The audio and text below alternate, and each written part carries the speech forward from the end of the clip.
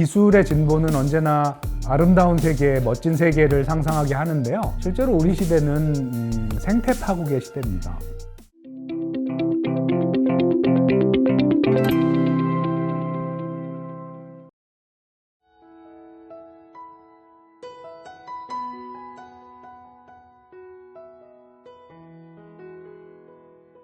안녕하세요. 오늘은 2024 지혜의 나무 자문위원님이신 서울대학교 사회대학 김홍준 교수님을 모시고 기술시대의 리스크라는 주제로 이야기를 나눠보려고 합니다. 교수님 안녕하세요. 네, 안녕하세요. 반갑습니다. 2024 지혜의 나무의 큰 주제가 기술시대이고요. 거기에서 기술시대의 리스크라는 소주제를 정해주셨습니다. 그 소주제를 선정해주신 배경과 이유에 대해서 간단히 좀 여쭤보고 싶습니다. 기술시대라는 말은 사실은 조금 적절한 말은 아닌데요. 꽤나 오래전에 근대 문명이 끝나고 이제 포스트 문명으로 접어들었다는 얘기들이 좀 있었습니다. 근데 사실 21세기 지금 우리가 살아가고 있는 이 시간이 어떻게 보면 우리가 생각했던 근대 문명 너머에 또 다른 문명을 넘어가는 그런 진짜 포스트 모던한 시간을 살고 있는 것 같아요. 근데 그 중에 두 가지가 이제 기술과 생태 문제 같습니다. 특별한 시대가 아니고 인간은 늘 기술적이었기 때문에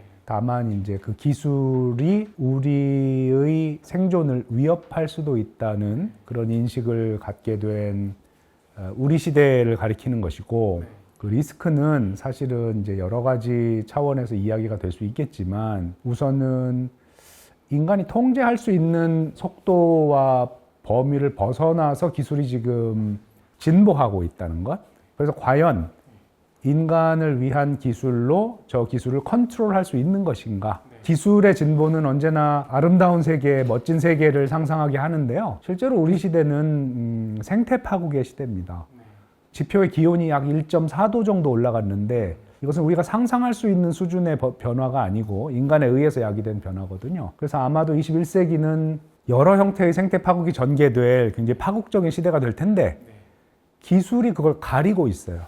사람들이 전부 핸드폰만 쳐다보고 있고 기술 진보의 아름다운 미래만을 꿈꾸다가 정말 중대한 물질적인 기후와 생태의 변화가 우리에게 닥쳐오고 있다는 사실을 망각하고 있거든요.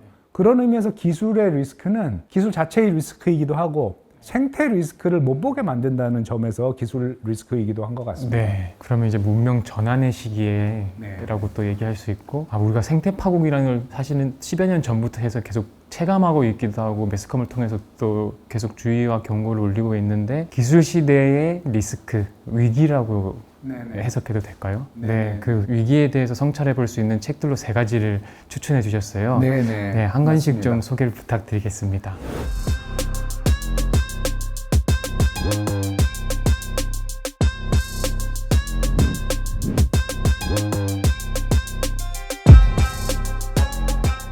모리츠 알텐리트의 디지털 팩토리라는 책인데요. 디지털 팩토리의 가장 중요한 메시지는 우리가 디지털 시대가 열린 이후에 갖게 되는 가장 그 일반적인 인식이 산업 시대를 지배했던 공장 노동자, 그리고 노동자와 자본가 사이의 대립이 끝났다는 생각이에요. 실제로 공장이 안 보이거든요. 왜냐하면 그런 공장들은 사실은 많은 경우 보이지 않는 곳으로 다 외주되어 있거나 아니면 조금 저개발된 국가로 나가 있어요, 다. 그래서 잘 사는 나라에 가보면 공장도 안 보이고 노동자도 없습니다. 디지털 시대의 산업 뒤에 말하자면 숨어 들어가 있는 굉장히 많은 인간 노동자들, 그리고 그런 공장의 확산이라고 할 수 있는 현상에 주목했어요. 예를 들어 볼까요? 우리가 구글 와치 같은 걸 차고서 조깅을 할 때 우리는 조깅을 한다고 생각하지만 실제로는 우리의 심박수나 주파 거리 이런 데이터가 전부 기업으로 갑니다. 기업은 그런 막대한 데이터를, 공짜로 들어오는 데이터를 가공해서 예측 상품을 만들어서 팔아요. 그러니까 실제로는 우리가 노동을 하고 있는 건가요? 아니면 조깅을 하고 있는 건가요? 그러니까 디지털 테크놀로지가 자본주의와 결합된 형태가 디지털 자본주의 내지는 플랫폼 자본주의인데, 플랫폼 자본주의의 가장 큰 특징은 공장이 필요가 없습니다. 왜? 모든 유저들이 다 노동자예요. 유저들이 쓰고 있는 클릭, 좋아요, 뭐 사용 시간 이런 것들이 전부 데이터가 돼서 데이터를 원재료로 해서 상품이 만들어진단 말이죠. 그러니까 사실 이건 공장의 끝이 아니고 노동의 끝이 아니고 노동의 폭발이고 공장의 폭발이라는 얘기죠. 그래서 이 책은 지금 우리 앞에 펼쳐져 있는 이 디지털 세계를 조금 더 비판적으로 보지 않으면 멋진 외관에 속아서 사실은 어느 시대보다 우리는 더 많은 노동과 더 많은 피로감을 느끼며 살아가고 있다는 사실을 너무 쉽게 망각한다. 심지어 우리가 그걸 노동이라고 인지하지 못한 채로 하고 있는 시대라는 점을 알려주고 있는 겁니다. 우리 왜 이렇게 피곤한지 이제 알겠죠? 디지털 팩토리에서는 제가 다음 구절을 한번 읽어보겠습니다. 만약 디지털 기술이 콘크리트 건물로서의 공장을 넘어 노동체제로서의 공장을 옮기는 데 성공할 수 있다면 디지털 팩토리는 다른 공간 형태를 취할 수 있다. 플랫폼이 바로 이런 사례에 해당한다. 우버, 아마존, 미케니컬 터크 같은 오늘날의 디지털 플랫폼들은 마치 전통적인 공장처럼 시공간을 넘나들며 노동과정과 사회적 협업을 조직 중이다. 이 과정을 촉진시키는 인프라는 디지털 팩토리의 구체적인 기능 그리고 디지털 기술에 의한 경제적 공간의 재구성 모두를 위해 중요하다.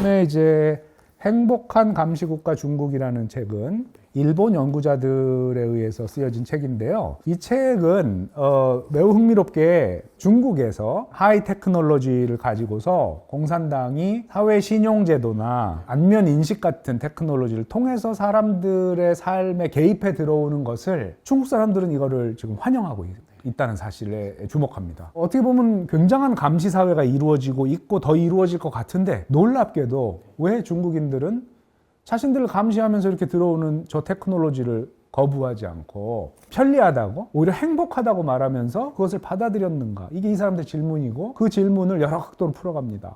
다음 구절을 한번 읽어보겠습니다. 감시 사회화를 초래하는 신기술 도입에 대한 논의는 이제서야 막 시작되었다. 신기술을 어떻게 받아들여야 할지, 어떻게 제한하고 비판해야 할지는 앞으로 제대로 깊이 논의해야 할 것이다.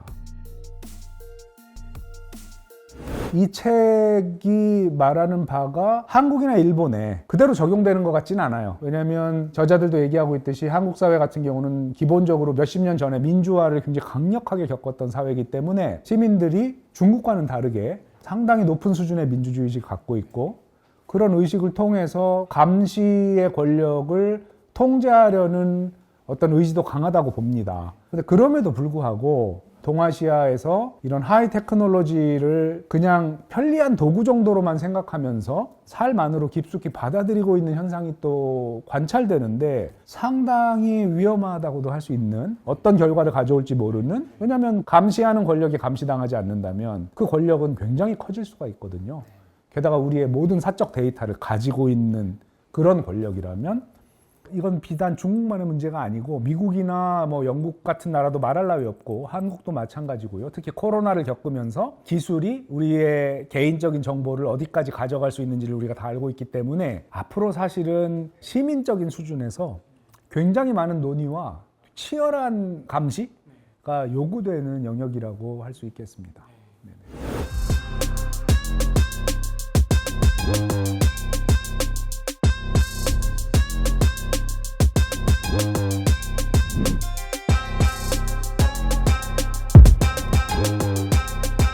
마지막으로 이 그린 리바이어던이라는 책인데요. 여기서 말하는 리바이어던이라는 말이 조금 어려우실 수 있는데 이거는 이제 17세기의 영국의 정치 철학자였던 토마스 홉스라는 사람이 전쟁 상태, 서로가 싸우고 투쟁하는 상태를 평화로 이끌기 위해서 권위적인 정부를 만들어서 사회계약을 체결한다고 했을 때 이 사회 계약을 통해 만들어진 정부의 이름이 리바이어던입니다. 이 책이 재밌는 거는 아까 제가 21세기가 한편으로는 기술혁명의 시대이지만 다른 한편으로는 생태 파국의 시대라고 했지 않습니까? 근데 이 둘을 다 되게 따로 놓고 생각해요. 기술은 기술만 얘기하고 생태는 생태만 얘기하는데 이분이 재밌는 거는 AI가 생태 파국을 해결하는 데 도움이 될 수 있다는 전제를 갖고 있어요. 물론 AI가 굉장히 위험한데 보통 사람들이 자기 이해관계에 기초해서 판단하는 것보다 훨씬 객관적으로 굉장히 많은 데이터를 가지고 생태 문제를 해결하는 여러 지침들을 AI가 줄 수 있다. 그 양자를 같이 놓고 보자.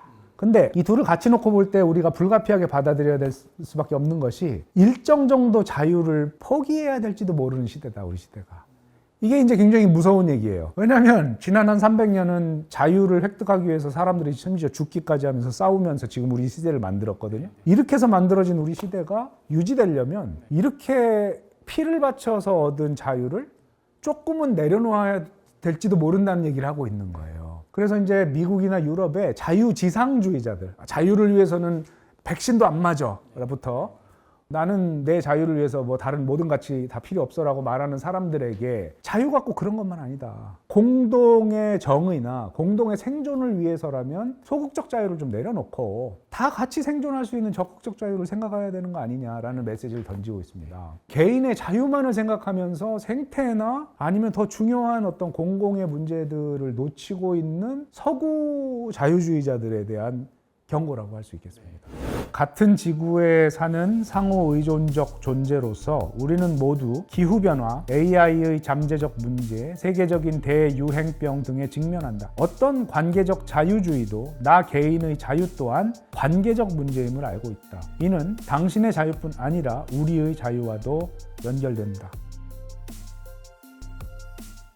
기술 시대에 있어서 우리가 생각해야 될 위기 문제들, 그리고 말씀해 주신 대로 그 언어 자체가 되게 공포스럽게 다가왔는데요. 생태 파국의 이 시점에서 이 세 개의 책을 통해서 여러 가지 시각을 가질 수 있을 것 같고요. 또 올해의 책으로 한 권 선정해 주신 책이 있습니다. 그 두 책을 한번 살펴보실까요? 이동신 교수의 포스트 휴머니즘의 새 흐름이라는 책입니다. 아까 말씀드린 대로 이제 우리 시대가 그 근대라고 하는 지난 한 300년 동안 그 유럽에서 시작돼서 뭐 전 세계를 지금 지배하고 있는 가치관인 이제 근대, 우리 시대가 좀 넘어서고 있는 시대거든요. 근데 그 핵심이 뭐냐면 인간이 중심이 되는 시대가 이제 끝난 것 같습니다. 사실 근대 300년 전에는 유럽은 인간이 세계의 중심이 전혀 아니었습니다. 신이었습니다.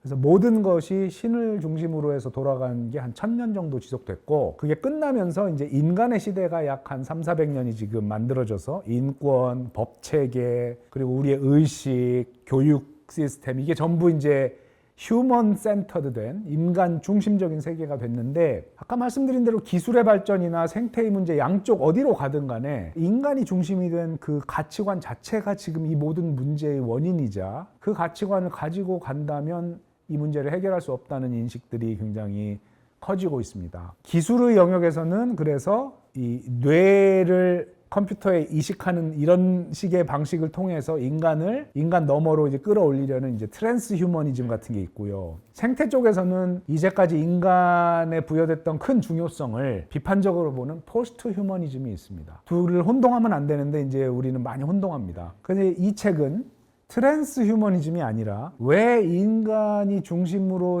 자기의 세상을 만들어 온 것이 문제였는가를 굉장히 깊게 탐구한 서구의 3명의 학자를 아주 흥미롭게 소개하는 책입니다. 그 3명의 학자가 이제 캐리 울프, 캐서린 헤일즈, 그레이엄 하먼이라는 사람이고요. 이제 책을 읽어보시면 아마 그들의 내용이 학문이 이제 펼쳐질 것이고, 이 책을 소개한 것은 불가피하게도 우리가 언제나 그걸 추구해 왔지만 지금부터 좀 다르게 생각해야 되는 휴머니즘이라고 하는 것을 조금 비판적으로 보면서 다음 시대를 생각하게 해준다는 의미에서 이 책을 제가 추천을 했습니다. 이 책들을 통해서 공통적으로 제가 계속 질문되는 것은요, 우리가 앞으로 이 지금 생태 파국의 시대에 맞춰서 우리가 중심 자리에 둬야 될 가치는 무엇일까요, 선생님? 제 생각에는 지금 우리가 앞으로 어떤 가치를 중심에 두고 살아야 되는가에 대해서 지금 논의가 시작되어야 하는 시점이고, 그것이 무엇인가는 아직 열려 있다고 생각합니다. 지금 우리가 처해 있는 시점은 미래의 확실한 가치를 발견한 시점이라기보다는 과거의 가치가 그대로 유지될 수 없다는 것을 깨달은 시점에 가까워요. 그렇다면 우리에게 확실하게 주어지는 것은 뭘 향해 갈 것이냐가 아니라 뭘 향해 가지 않아야 할 것이냐는 확실해졌어요. 그게 뭐냐면 발전입니다. 넓은 의미예요. 서양은 한 200년, 한국은 한 50년, 60년 동안 거의 모든 사람들의 머리를 지배했던 생각은 더 나은 미래라는 발전 가능성입니다. 그걸 뭐 진보라고 부르기도 하고 번영이라 부르기도 하고. 근데 지구가 지금보다 한 10배 정도 크다면 한 1000년 더 그렇게 살 수 있을 거예요. 근데 그 생각이 모순에 부닥친 것은 지구가 물질적으로 한계가 있어요. 그런 생각을 하는 사람도 이미 다 파먹었어요, 지구를. 어떻게 더 이상 그 생각 갖고 살겠습니까? 남은 것은 파괴밖에 없죠. 그게 너무 명백해진 거예요. 그래서 미래가 무슨 생각을 중심으로 갈지는 모르겠으나 사람들에 달려 있습니다. 사람들이 나는 그래도 발전할 거야 라고 생각한다면 할 수 없어요. 근데 좀 더 현명하게 사람들이 가치를 바꾼다면 그게 공존이 될 수도 있고 생명이 될 수도 있고 다른 것이 될 수도 있겠지만 적어도 지금 수준에서 확실한 건 발전하기 위해서 산다? 이런 생각만으로 더 이상 살 수 없는 포화 단계에 이르렀다는 건 확실한 것 같습니다. 교수님 말씀대로 저희는 이 기술 시대의 향유자이기도 하지만 파괴자이기도 하고 또 노동자이기도 한 이 시점에 있어서 많은 성찰을 하게 해주는 책들을 추천해 주셔서 감사드립니다. 오늘 그러면 김홍죽 교수님과 함께 2024 지혜의 나무 기술 시대의 리스크에 대해서 함께 나눠봤습니다. 감사합니다. 네, 감사합니다. 네.